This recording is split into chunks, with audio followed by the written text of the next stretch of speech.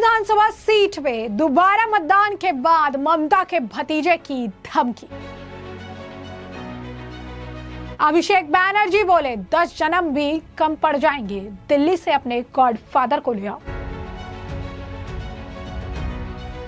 फाल्टा विधानसभा seat के सभी 285 बूथों पर 21 मई को होगी वोटिंग। तो पश्चिम बंगाल विधानसभा चुनाव की मतगणना से पहले ही सियासी पारा हाई है। चुनाव आयोग ने फाल्टा विधानसभा सीट पर दोबारा मतदान की घोषणा कर दी है, जिसके बाद इसको लेकर बीजेपी और टीएमसी के बीच जुबानी जंग फिर तेज हो गई है। ममता बनर्जी के भतीजे और टीएमसी के राष्ट्रीय महासचिव अभिषेक बैनर्जी ने बीजेपी को चुनौती देते हुए कहा कि दिल्ली से अपने गॉडफादर को भेजो, हिम्मत है तो फाल्टा से चुनाव लड़कर दिखाओ। अभिषेक बैनर्जी का ये बयान बीजेपी आईटी सेल के प्रमुख अमित मालविया की पोस्ट पर आया। मालविया ने फाल्टा में रीपोलिंग की घोषणा होने पर कहा कि डायमंड हार्बर मॉडल ढह रहा है, और इसी पर उन्हें यानी अभिषेक बैनर्जी ने बेहद तीखे शब्दों में जो है, अगर आप कहेंगे, अपनी बात रखी और एक तरह से धमकी दे डाली। कहा कि तुम्हारी बांग्ला विरोधी गुजराती गैंग मेरे डायमंड हार्बर मॉडल को जरा सा भी नुकसान नहीं पहुंचा सकती, इसके लिए 10 जन भी कम पड़ जाएंगे। बैनर्जी ने चुनौती देते हुए कहा कि तुम्हारे पास जो कुछ भी है सब ले आओ, मैं चुनौती देता हूँ, फाल्टा आओ, अपने सबसे ताकतवर लोगों को भेजो, दिल्ली से किसी गॉडफादर को भेजो, अगर तुम में हिम्मत है तो फाल्टा से चुनाव लड़ो। अब ऐसे में आपको बता दें कि 29 अप्रैल को दूसरे चरण की वोटिंग के दिन कई जगहों पर हिंसा और ईवीएम के साथ छेड़छाड़ की खबरें निकलकर सामने आई। सबसे ज्यादा 32 शिकायतें, एक तरफ आपको बता दें कि ये पूरी की पूरी 32 शिकायतें ही फाल्टा से जो है निकल कर आई। इसके बाद क्या था, बीजेपी का आरोप है कि फाल्टा इलाके में मतदान केंद्रों पर ईवीएम में कमल के फूल निशान वाले बटन पर टेप लगाकर उसे छिपाने की कोशिश की गई। सोशल मीडिया पर इसकी तस्वीरें और वीडियो भी वायरल हुए थे। चुनाव आयोग ने फाल्टा विधानसभा क्षेत्र के 285 बूथों पर दोबारा मतदान का फैसला लिया। यहां अब रिपोलिंग 21 मई को होगी, वही सीट पर 24 मई को वोटों की गिनती की जाएगी। ऐसे में अब 4 मई को राज्य की 294 में से 293 विधानसभा सीटों की मतगणना होगी। 15 बूथों पर भी हुई वोटिंग। बता दें आपके से पहले शनिवार यानी 2 मई को भी दक्षिण 24 परगना के 2 विधानसभा क्षेत्रों डायमंड हार्बर और मगराहाट पश्चिम बंगाल के कुल 15 बूथों पर भी दोबारा मतदान हुआ। इन केंद्रों पर पूर्ण मतदान के दौरान कुल 90% वोटिंग हुई। अब सबकी नजरें कुछ ही घंटों में जो है आने वाले नतीजों पर टिकी है, क्योंकि कल काफी ज्यादा जरूरी दिन है। कल वो अहम दिन है जिस दिन जो है एक बड़ा, आप कह सकते हैं कि मोमेंट देखने के लिए मिलेगा। एक कल जो है कई सारी चीजें साफ हो जाएगी, लेकिन इस बीच ये रीपोलिंग का ये जो मामला निकल कर सामने आया, इससे पूरी तृणमूल कांग्रेस बौखलाई नजर आई। आपको बता दें कि टीएमसी के नेता शशि पंजा का बयान भी इस पूरे मामले पर सामने आया है। आपको बता दें कि शशि पंजा ने भी इस मामले पर प्रतिक्रिया दी है और इस मामले पर उन्होंने कहा कि ईसी को लगता है कि वो रिपोल जरूरी था, इसीलिए प्रेस कॉन्फ्रेंस में उन्होंने जवाब दिया कि असल में जो है पूरी तरीके से बीजेपी की स्ट्रैटेजी थी कि पोल के दिन पहले फेज या दूसरे फेज में कोई हंगामा हो, कोई घटना हो, पॉलिटिकल पार्टियों को इसके लिए भड़काया भी गया। ऐसी घटनाएं हुई जहां वो किसी तरह की परेशानी खड़ी करे ताकि कई और बूथों पर बड़े पैमाने पर रीपोल हो सके। हमने उनके उकसावे पर कोई रिएक्शन नहीं दिया, ये बीजेपी की स्ट्रैटेजी थी, वे तैयार नहीं थे, वे जीत नहीं रहे। उन्होंने ये चालाक स्ट्रैटेजी अपनाई जिससे हम कई जगहों पर रीपोल करवा सके और बंगाल को बदनाम कर सके। क्या कुछ कहना है शशि पंजा का, सुनिए। वो जो परसों वाली विषय ये थी कि बाहर जो आपको जहाँ पे हमारे राजनीतिक कर्मी बैठ सकते हैं, वहाँ उन कैमरा जो दिखता है कि वो स्ट्रांग रूम के अंदर का तस्वीर है। तो वहाँ से एक कैमरा नंबर 17 में दिख रहा था कि कुछ लोग उस स्ट्रांग रूम में जो 7 असेंबली सेगमेंट है, उस सेगमेंट, वही स्ट्रांग रूम के सामने कॉरिडोर है, उस कॉरिडोर में बैठे कुछ काम हो रहा है। तो संदेह तो हुआ, क्योंकि पॉलिटिकल पार्टी लोगों को खबर नहीं है ये क्या काम हो रहा है, और ये जो काम हो रहा है क्यों राजनीतिक दल के प्रतिनिधि उपस्थित नहीं है, क्योंकि वहाँ गुलाबी रंग के जो एनवेलप दिख रहे थे वो सब पोस्टल बैलेट है। तो वहाँ गिनती हो रही है या उसको विभिन्न क्षेत्रों को अलग अलग सजाया जा रहा है। ये तो हम लोग कह रहे हैं कि इसमें ट्रांसपेरेंसी क्यों नहीं रहेगी, कि राजनीतिक दल के हर पार्टी के सदस्य को खबर कि आप लोग आइए, बैठिए और देखिए ये काम हो रहा है।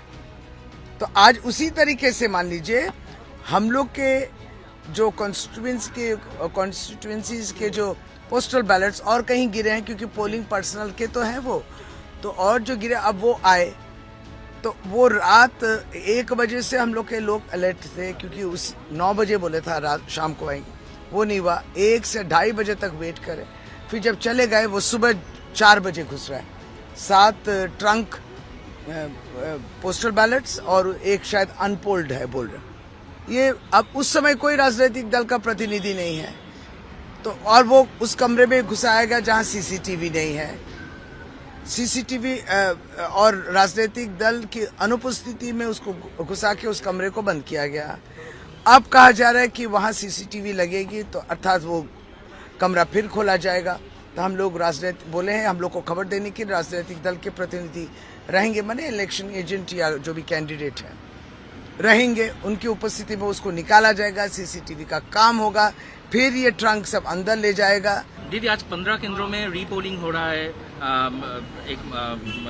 जो डायमंड हार्बर और साउथ 24 परगना है, क्या मानना है? देखिए, रीपोल कहा जा रहा है कि जिन सिंबल या बटनों पे टेप था वगैरह, ठीक है, वाजिब है कि रीपोल होना चाहिए। कौन किसने वो शरारत की वो इलेक्शन कमीशन ढूंढे, लेकिन आज जो रीपोल हो रहा है, इस रीपोल में भी जनता जो है समझ भी जाएंगे कि जब 29 तारीख का निर्वाचन खत्म हुआ उसके बाद गैस के दाम फिर बढ़े, ये भी समझ उनको होगी। ऑटो के जो पीएनजी एलपीजी है, सबकी वृद्धि हुई।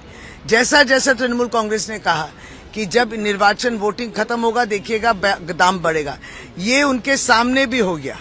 अब वो वोट देंगे और जितना आप रीपोल कीजिए, फिर रीपोल कीजिए, फिर रीपोल कीजिए, तृणमूल कांग्रेस के पक्ष में ही वोट होगा। तो जैसा कि आपने शशि पंजा का बयान सुन लिया है, इसी के साथ साथ आपको बता दें कि सिर्फ शशि पंजा ही नहीं, इस मामले पर तृणमूल कांग्रेस जो है पूरी तरीके से बिफरी नजर आ रही है। खासकर जो है फाल्टा की जो हम बात कर रही है, तो फाल्टा के लिए ये बात थोड़ी आप कह सकते हैं ज़्यादा, आप कह सकते हैं कि विवाद इस पर ज़्यादा इसलिए भी हो रहा है क्योंकि अभिषेक बैनर्जी फाल्टा को लेकर काफ़ी ज़्यादा पॉजिटिव है। फाल्टा को लेकर क्योंकि उनका गढ़ माना जाता है, जैसा कि अमित मालविया ने भी ट्वीट करके लिखा कि फाल्टा का जो एक गढ़ है, कहीं ना कहीं ये जो है ढह रहा है, ये चीज़ें हो रही है। क्योंकि फाल्टा में कई जगहों पर तो ये मामले भी सामने आए कि वोटर्स जो है उन्हें डराया भी जा रहा है, धमकाया भी जा रहा है, तमाम चीज़ें देखने के लिए मिली। तो फाल्टा की जो इस वक्त हालत है वो बहुत ही ज़्यादा, अगर आप कहेंगे कि इस वक्त हॉट टॉपिक बनी हुई है। लगातार फाल्टा को लेकर लोगों की नज़र अब इस पर पड़ी हुई है कि इस मामले में लगातार जो है क्या कुछ अपडेट निकल कर आएंगे। कई लोगों की इस मामले में गिरफ्तारी हुई है, गुंडागर्दी का मामला सामने आया है, तमाम चीज़ें देखने के लिए मिल रही है। रीपोलिंग की बात जो निकल कर आई है, तो इससे अभिषेक बैनर्जी के अंदर गुस्सा जो है भारी तौर पर देखने के लिए मिल रहा है। यहाँ पर जो रीपोल को ऑर्डर जो है दिया गया है, जो चुनाव आयोग का ये फैसला रहा है, इसको लेकर उन्होंने साफ तौर पर ये कह दिया है कि गलती जो है वो बिल्कुल भी बर्दाश्त नहीं होगी। जहाँ पे टेप लगाया गया, इस तरीके से मैनिपुलेट करने का प्रयास किया गया, तो वहाँ से दोबारा से तमाम चीज़ें की जाएगी। अब अभिषेक बैनर्जी और अमित मालविया का जो ये बयानबाजी का दौर देखने का तो मिला ही, साथ ही साथ आपको बता दें कि मनोज अग्रवाल ने भी रीपोल को लेकर बयान दिए थे। क्या कुछ कहा था उन्होंने, बंगाल के सीईओ है, सुनिए। What do you think of it? Do you think that we are going to have a repoll in Falta? So there's nothing in the RP Act or conduct of election rules. If somebody asks election, repoll has to be done on that basis. Repoll is only done based on the assessment of the poll which has taken place. Which has taken place yesterday. Assessment was done. Assessment was done by the State General Observer and by the team there, Rio. They have sent the report to ECI. Let us see what ECI does. How the repolling going on, sir? দেখুন, ফালতা report যে হবে না হবে এটা ECI decide করবে, এটা আমাদের হাতে নেই। এটা ইসিআই কি রিপোর্ট চলে গেছে ডিও থেকে, স্পেশাল অবজারভার থেকে। মানুষ চাইছে নিতে, যে ওটা নিয়ে তো কোনো আরপি এর কোনো প্রাধান্য নেই। মানুষ চাইবে ইলেকশন পরে রোজকে ইলেকশন হবে, রোজকে রিপোল হবে, এরকম কোনো প্রাধান্য নেই।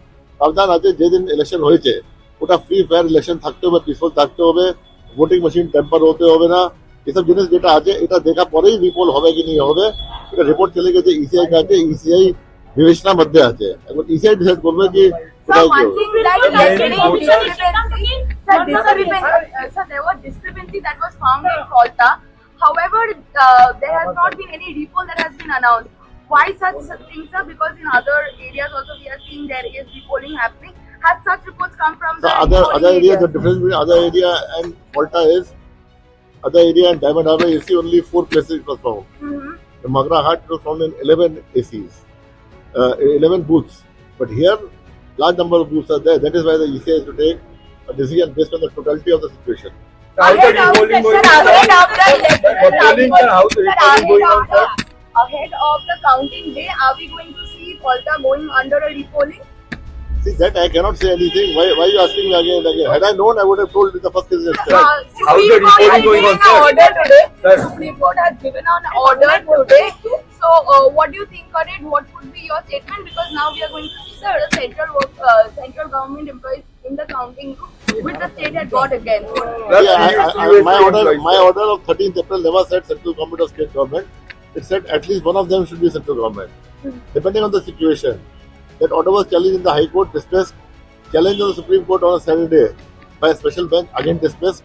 So my order stood the test of time. My order was very practical and very independent order and equitable order. It was meant to ensure free and fair counting.